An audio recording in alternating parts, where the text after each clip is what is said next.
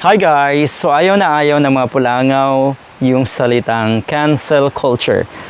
Pero, ngayon pa lang, or actually, a week ago pa to, nakikita ko na nananawagan na sila na ipa-boycott ang movie ni Vice Ganda at ni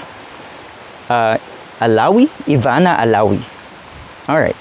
So yun, talaga, ayaw nyo pala ng cancel culture, pero ginagawa nyo, hindi lang kasi ramdam. Okay, matagal nyo na pong ginagawa yan.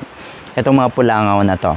Matagal na silang may mga campaigns na i-boycott ang endorser halimbawa or ang isang produkto dahil ang endorser ay yung tinatawag nilang dilawan or ngayon nga ay mga kakamping. Dati pa.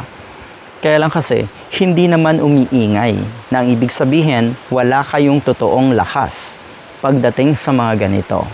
So dahil wala kayong lakas, hindi successful yung mga ginagawa niyong pag-boycott at cancel culture, nagngingit-ngit kayo ngayon, kayong mga pulangaw, sa mga kakamping.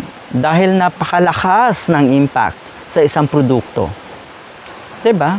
Ang bilis talaga.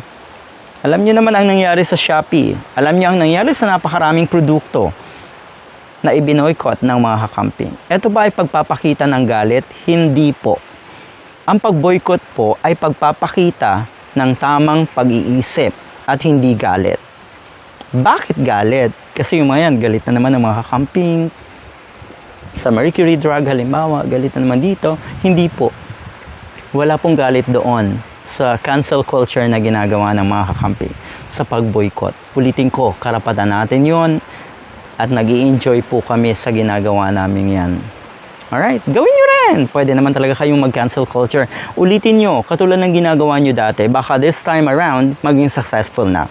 Pag eto naging successful yung pag-boycott nyo kay Vice Ganda, etong movie na to, abay siguro kahit papano, 10% out of 100% nga, posibleng maniwala na tayo na baka nag-i-exist ang kalahati ng 31 million or at least yung 1/4 ng 31 million kung maging successful. Pero nako po ay mahihirapan kayo.